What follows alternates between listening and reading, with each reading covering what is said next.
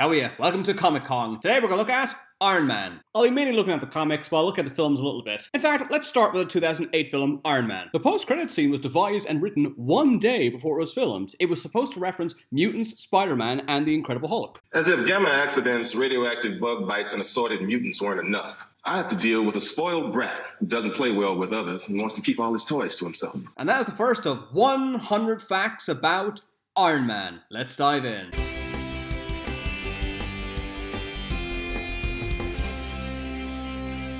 Anthony Edward Stark debuted as Iron Man in Tales of Suspense number 39 in 1963. Tony is the son of the wealthy industrialist Howard Stark. Tony inherited his parents' vast fortune and company, Stark Industries, when they died in a car accident. Stark Industries is famous for building weapons. Although Stan Lee devised the character, he didn't actually write his debut comic. Iron Man was created by Don Heck, Jack Kirby, and Stan Lee's brother, Larry Lieber. Stan Lee devised Iron Man to show that he could make the least likable character a success. Many years ago, Tony went abroad to oversee a military demonstration of his technology. While he was in an active war zone, he activated a booby trap which lodged shrapnel in his chest. A tyrant called Wong Chu captured Tony, forcing him to build a super weapon. Tony was imprisoned with a Nobel Prize winning physicist called Ho Yinsen. Yinsen built a magnetic plate on Tony's chest to stop the shrapnel from reaching his heart. The two decided to build an armor powered by the magnet so they could escape. Although Tony escaped and defeated Wong Chu, Yinsen died. Tony's first costume was a clunky grey armor. Tony didn't wear his famous red and gold armor until Tales of Suspense number 48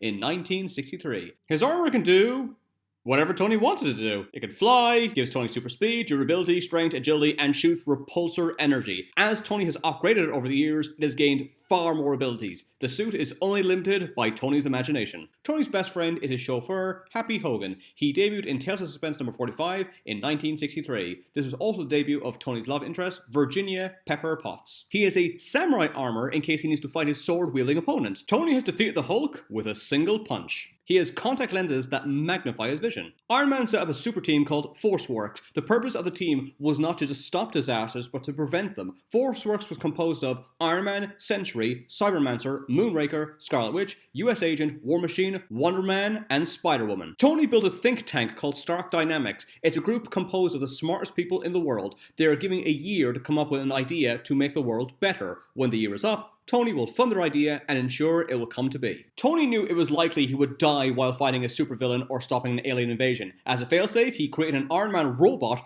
that had a digital imprint of Tony's personality. This AI unit was activated shortly after Tony was corrupted by a magic spell. The robot believed that Tony lost his way, so had no choice but to replace him. Tony had incredible difficulty defeating this AI since it could upload its consciousness to multiple Iron Man suits at once. He is quit as Iron Man from time to time. Sometimes Iron Man brings several armored suits to a fight and switches from one to another to match the situation. He has a black Iron Man suit known as the Stealth Armor, which doesn't appear on radar. The suit he wears in Iron Man 300 is called the Modulator Armor. This design was used for the animated series Iron Man in 1994. The first villain he faced in his red and gold armor was the dreaded Mr. Doll. How he survived, no one will ever know. Okay, let's look at the 2008 Iron Man film. No, not that one. This one, Iron Hero. According to IMDb, this is one of the worst films ever made, and was obviously made solely to capitalize on the Iron Man movie. So, you would assume the studio would make a sequel to capitalize on Iron Man 2, right? Nope. Instead, they released the exact same movie with the new title, Metal Man. The only thing lazier than ripping off two films is releasing the same ripoff twice. To die-hard comic fans, the words Tales of Suspense is automatically associated with Iron Man because that's what he debuted in. However, this comic started off as a science fiction comic. The first story was called I Dare to Explore the Unknown Emptiness. It took place in the distant future, the year 2000, and shows that mankind has set up a colony on Mars. After Iron Man debuted, the series revolved around him. Tony Stark has been a member of the Guardians of the Galaxy. The first supervillain he fought was a robotic caveman called Gargantus. In 2013, IGN's top 100 comic book heroes of all time ranked Iron Man at number 12. IGN also did the greatest Avengers of all time in 2012 and ranked Iron Man at number 3. In his third appearance, Iron Man faced a man called Doctor Strange. He has no connection with a superhero of the same name. Originally, Tony had to charge his suit with an extension cord. This idea was scrapped because You just heard why. It sounds stupid. The AI built into his armor costs $45 million.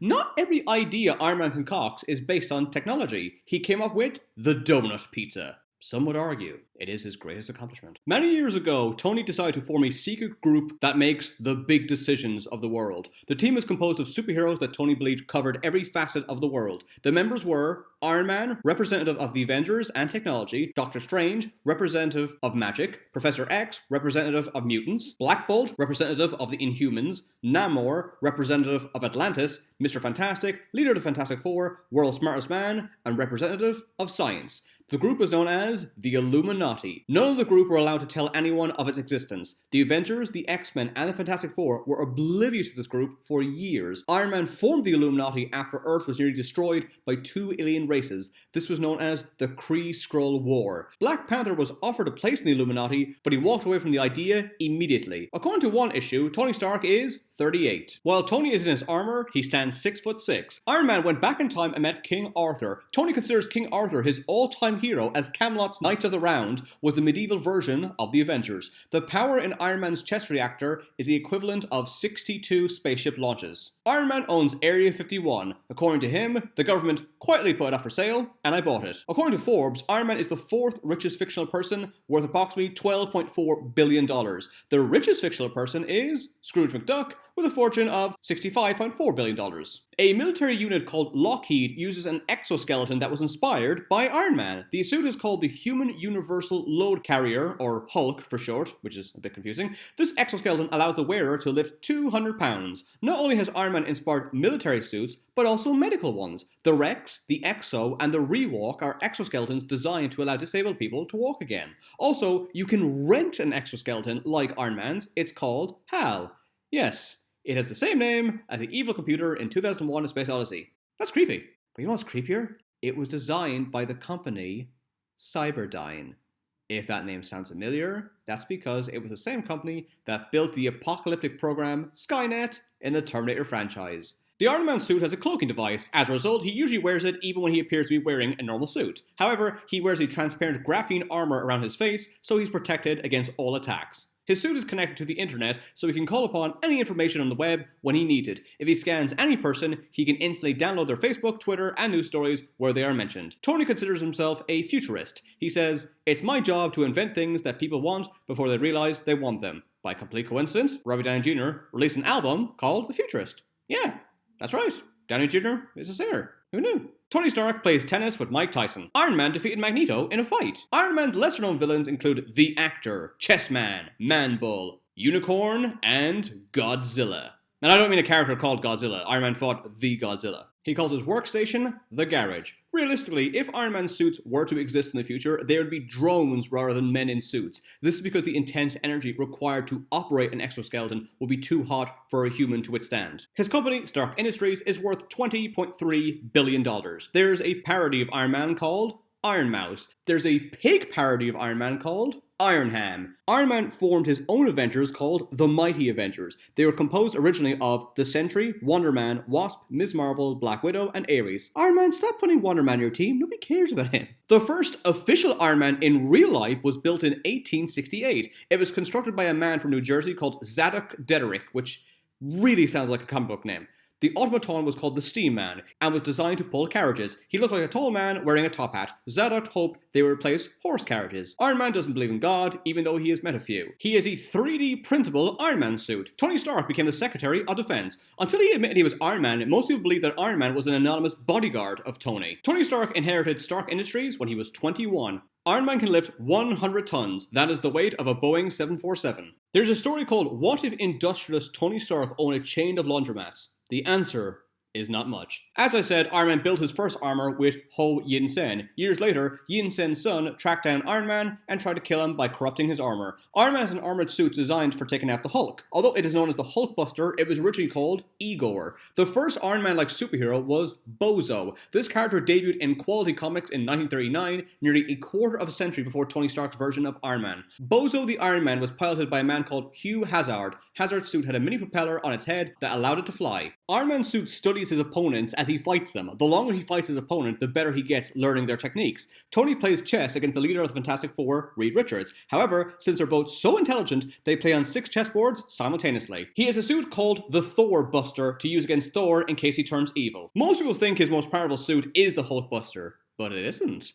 His most powerful suit is the Phoenix Buster. It's designed to fight the cosmic entity, the Phoenix Force. After defeating the Phoenix, Iron Man assumed he'd be seen as a hero. However, many alien races perceive the Phoenix as a god, and so branded Iron Man as an enemy and called him the God Killer. His suit can project a hologram, so he looks like somebody else. Hypothetically, the suit could create a hologram of the American president, and he could stroll into the White House without anyone noticing. His first suit was grey. By the second issue, he wore a golden iron suit. This is also what he wore in the first issue of The Avengers. The X-Man, Kitty Pryde, can pass through solid matter. This ability disrupts machinery, which he passes through it. However, it doesn't work on Iron Man's armor, as he has taken precautions that render his suit immune to it. His Model 52 armor can turn into a car. Iron Man studied Spider-Man's spider sense and isolated its frequency to create a spider sense for his own armor. Because of this, Tony's armor can instinctively tell when he is in danger, even if he can't see it. You can buy a replica of Iron Man's suit for $2,699. Why would you do that? You're just going to look like an idiot.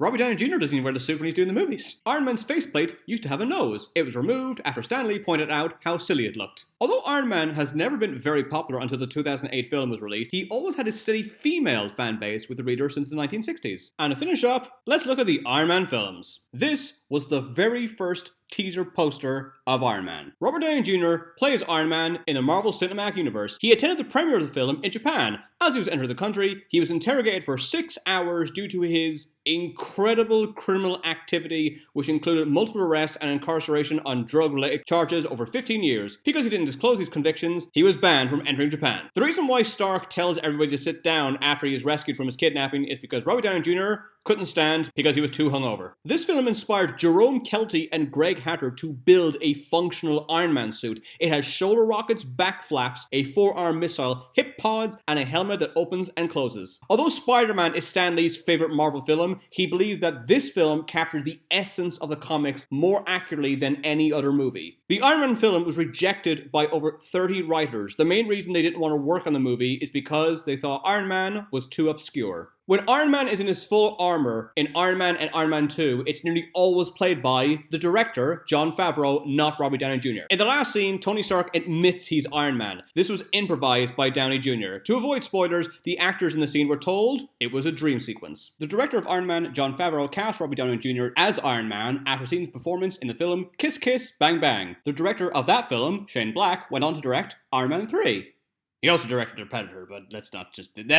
When Robert Downey Jr. does the pose to lift off from the ground, the director says Downey Jr. looks like Tinkerbell. This is now known as the Tinkerbell pose. When Iron Man flies too high, his suit is damaged by ice. This is a reference to the Greek myth of Icarus. Icarus could fly after using a winged harness his father built. He arrogantly wanted to fly as high as possible. When he flew too close to the sun, the heat melted the wax on the wings, causing Icarus to plummet to his death. Like Iron Man, Icarus's weakness is his arrogance. It's common knowledge that the biggest contender to play Iron Man was Tom Cruise. Nicolas Cage was also considered. Sam Rockwell nearly played the role. He went on to play the villain Justin Hammer in the sequel. In the original script, Tony Stark invented Dr. Octopus's mechanical arms. When Robert Downey Jr. was 16, he was suspended from school after tearing up a classmate's comic and calling him a nerd. The comic was Iron Man. Iron Man 2 came out in 2010. Near the end of the film, a child wearing an Iron Man mask stands up to a robot. Just before the robot blasts the kid, Iron Man swoops in and saves him. According to Marvel CEO, this kid is Peter Parker. Tony Stark was supposed to be interviewed by Larry King. King would have been played by Stan Lee. Although this was cut, Lee does cameo as a Larry King lookalike. The Avengers came out in 2012. Robert Downey Jr. was paid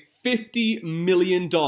Since he appears for 37 minutes and 1 second, he got paid approximately $1.3 million per minute. Iron Man 3 came out in 2013. Robert Downey Jr. injured his ankle during filming. The studio realized that they would have to shut down production for 6 weeks unless they did something drastic. To make sure the movie's release wasn't delayed, they created a computer-generated Downey Jr. and placed his face on a body double in key scenes of the movie, including the scene where Tony Stark's mansion is attacked and the final scene. That's right, that right there is not Robert Downey Jr. The film concludes with dozens of Iron Man suits. They are called Sneaky, Nightclub, Heartbreaker, Casanova, Tiger, Python, Midas, Hot Rod, Shades, Tank, Striker, Gamma, Disco, Jack, Fiddler, Blue Steel, Piston, Romeo, Silver Centurion, Southpaw, Red Snapper, Peacemaker, Hammerhead, Igor, Star Boost, Shotgun, and Bones. The Avengers Age of Ultron came out in 2015. The main villain, Ultron, is played by James Spader. Weirdly, James Spader and Robert Downey Jr. worked on a film before called Tough Turf.